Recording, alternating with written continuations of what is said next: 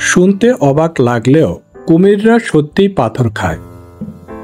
আর সেটা নিছক কৌতূহলবশত নয়, বরং বেঁচে থাকার এক চরম বুদ্ধিদীপ্ত কৌশল। এই পাথরগুলোর নাম গ্যাস্ট্রোলিথস। এগুলো কুমিরের শরীরে দুইটা বড় কাজে লাগে। ভাসমানতা নিয়ন্ত্রণ। কুমিররা যখন চুপিসারে পানির নিচে শিকার ধরতে চায়, তখন এই পাথরগুলো তাদের ডুবতে সাহায্য করে। কোনো ছপ শব্দ না করেই নিঃশব্দে স্লাইড করে চলে যায়, যেন পানির নিচে লুকিয়ে থাকা এক সাবমেরিন হান্টার। খাদ্য হজমে সহায়তা।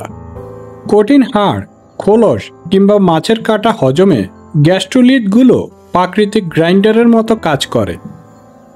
এক কথায় প্রাকৃতিক গার্বেজ ডিসপোজাল। বিজ্ঞানীরা কুমিরের পেটে 5 কেজি পর্যন্ত পাথরও পেয়েছেন।